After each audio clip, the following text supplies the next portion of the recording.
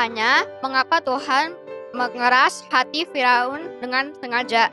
Terima kasih. Kita menjawab pertanyaan Dexter. Ini pertanyaan perlu dipahami dengan gaya menulis di dalam kitab Keluaran. Di dalam kitab Keluaran ada gaya menulis yang menjelaskan bahwa Tuhan adalah Allah yang berkuasa atas segala sesuatu karena dia punya rencana. Nah ini penting ya.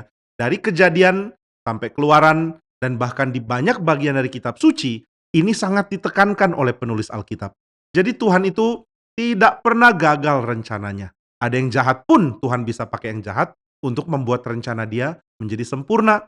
Kenapa ya Tuhan bersedia memakai yang jahat dan kacau untuk menjalankan rencananya? Karena Tuhan mau memberitahu, meskipun di dalam hidup kita banyak yang salah, banyak yang berdosa, banyak yang rusak, bahkan diri kita pun banyak kelemahan, kekurangan, dan dosa. Tapi Tuhan tidak akan gagal dengan rencananya. Nah, di dalam kitab Keluaran, yang paling ditakuti oleh orang Israel adalah Firaun. Jadi Firaun yang jahat, Firaun yang kejam, ini sangat ditakuti oleh orang Israel. Mereka mungkin berpikir, wah, kalau Firaun sejahat ini, mana bisa Tuhan menjalankan rencananya? Nanti Tuhan mau bebaskan kita, Firaun menolak, lalu dia pakai kuasa dari sihir, lalu dia pakai kekuatan, dia pakai tentara, kita pasti gagal. Tuhan tidak berkekuatan mengeluarkan kita. Nah ini pikiran yang salah. Maka lewat penulis Alkitab Tuhan mau mengatakan saya mengatur semua. Orang jahat pun aku yang atur hatinya. Maka kalau Firaun tidak mau dengar Musa, tidak mau dengar firman, dia keraskan hati. Ini yang keraskan hati Tuhan atau Firaun? Firaun. Loh kenapa dibilang Tuhan yang keraskan hati? Memang Tuhan juga yang keraskan hati. Tapi Tuhan keraskan hati karena Tuhan mau menunjukkan bahwa hati raja pun kalau dia jahat, dia kejam, tetap Tuhan yang kendalikan, tetap Tuhan yang atur demi rencananya.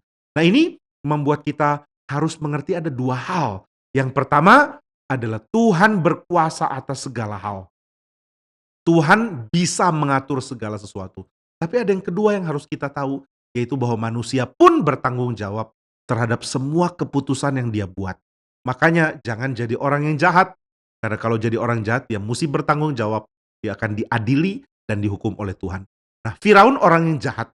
Dia akan diadili dan dihukum oleh Tuhan karena dia jahat. Dan dia jahat bukan karena Tuhan bikin dia jahat. Dia memang jahat. Tapi Tuhan mau tunjukkan, yang jahat pun saya bisa kendalikan. Saya bisa permainkan. Lalu saya hukum. Jadi Firaun yang jahat tetap ternyata di bawah kendalinya Tuhan. Tapi jangan bilang Firaun jadi jahat karena Tuhan. Karena Tuhan tidak pernah menciptakan yang jahat.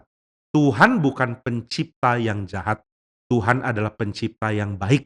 Semua yang baik datang dari Tuhan. Ini ada di dalam Alkitab. Jadi kalau Firaun jahat, itu dia memang jahat. Lalu kenapa dibilang Tuhan mengeraskan hati Firaun? Karena Tuhan mau tunjukkan, orang jahat tidak akan gagalkan rencana Tuhan. Orang jahat tidak akan batalkan rencana Tuhan. Bahkan Tuhan yang bisa atur dan bisa kontrol orang jahat ini demi rencana Tuhan. Itu sebabnya di dalam kitab Keluaran dikatakan Allah mengeraskan hati Firaun. Dan di dalam Kejadian ada jawabannya. Engkau memikirkan dan merencanakan yang jahat, tapi Tuhan mereka-rekakannya demi kebaikan. Apa itu mereka-rekakan? Artinya Tuhan putar yang tadinya dilakukan dengan niat jahat. Sekarang demi menjalankan kehendak Tuhan. Tuhan pakai yang jahat untuk menghasilkan hal yang baik. Nah, waktu Firaun keraskan hati, dia tidak mau keluarkan Israel. Akhirnya Tuhan pamerkan kekuatan dia. Dia pakai mujizat, dia pakai 10 tulah untuk membuat Firaun jerah, kapok, dan akhirnya Mesir hancur dan Israel dikeluarkan. Jadi, karena Firaun ngotot mengeraskan hati, akhirnya Tuhan mau pamer kekuatan Tuhan dalam menyertai Israel.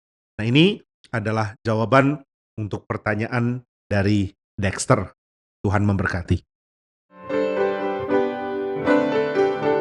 Pagi ini aku mau bertanya kenapa Hawa mendengarin ular. Terima kasih. Berikutnya pertanyaan dari Lisbeth.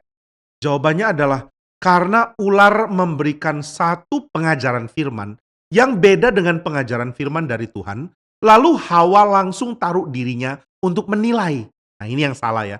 Jadi Hawa dengar dari Adam, oh Tuhan bilang, buah dari pohon pengetahuan baik dan jahat gak boleh dimakan. Sekarang ada perkataan ular. Ular mengatakan, kalau dimakan kamu akan jadi seperti Allah. Harusnya Hawa mengatakan apa? saya nggak mau dengar ular, saya maunya dengar firman Tuhan. Tapi karena Hawa merasa dirinya boleh memutuskan, dirinya sudah cukup untuk bisa memilih mana dari dua nasihat ini yang benar. Akhirnya dia jadi dengar ular. Nah, maka kita mesti belajar dari peristiwa kejatuhannya manusia. Kenapa manusia jatuh dalam dosa? Karena mereka merasa mereka bisa menilai sendiri mana perkataan yang cocok untuk saya. Oh, perkataan Tuhan bagus, tapi kurang cocok. Perkataan dunia cocok dan bagus. Akhirnya kita yang memilih yang mana yang mau didengar. Nah, ini nggak boleh. Jadi kenapa Hawa mendengarkan ular? Karena dia mau mengangkat dirinya menjadi penilai. Dia yang mau pikir, kira-kira yang cocok nasihatnya siapa ya? Firman Tuhan atau nasihat ular? Nah, itu nggak boleh. Biar kita belajar mengatakan, pokoknya kalau Tuhan firmankan saya mau taat. Jangan menilai firman. Jangan merasa diri lebih hebat dari perkataan Tuhan. Nah, itulah sebabnya mari kita belajar untuk tunduk kepada firman Tuhan. Dan kalau ada perkataan yang melawan firman, kita mengatakan saya nggak mau dengar yang melawan firman karena saya mau taat sama firman Tuhan. Firman Tuhan nggak menyenangkan, bikin kamu hidupnya sengsara, sulit. Nggak, saya nggak mau dengar. Pokoknya firman Tuhan itu kebenaran dan saya mau taat. Nah, inilah jawaban yang bisa diberikan untuk Lisbeth. Kiranya Tuhan memberkati.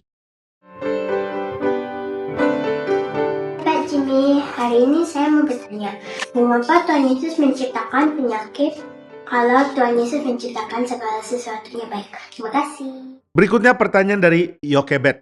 Nah, kita mesti ingat ya, yang menciptakan segala sesuatu adalah Allah Tritunggal, yaitu Allah Bapa, Allah Anak, yaitu Yesus Kristus, dan Allah Roh Kudus. Ketiganya bekerja bersama-sama. Jadi 3 pribadi ini adalah pencipta.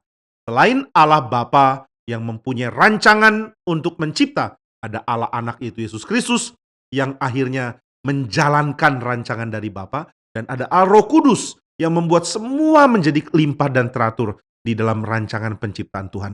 Jadi pekerjaan penciptaan adalah pekerjaan Allah Bapa, lalu Yesus Kristus, dan Roh Kudus. Bukan cuma satu, tapi seluruh pribadi Allah Tritunggal. 3-tiganya. Nah, jadi kalau Allah menciptakan segala sesuatu, kenapa bisa ada penciptaan yang sepertinya gagal? Kok ada yang jahat juga? Alkitab mengatakan Allah tidak pernah menciptakan yang jahat. Allah menciptakan semua yang baik. Di dalam Yakobus dikatakan seluruh pemberian yang baik itu datangnya dari Tuhan. Di dalam Kejadian 1 dan 2 dikatakan yang Tuhan ciptakan sungguh amat baik. Jadi nggak ada yang jahat.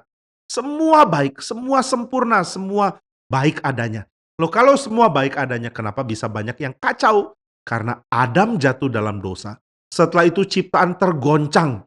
Dosa menguasai, kematian masuk, dan alam ciptaan menjadi kacau. Tapi Tuhan tetap jaga. Jadi di dalam seluruh alam, ada hal baik yang masih Tuhan jaga, ada hal buruk karena pengaruh dosa. Manusia misalnya. Manusia diciptakan oleh Tuhan. Tapi manusia juga bisa jahat. Apakah jahat itu dari Tuhan? Bukan.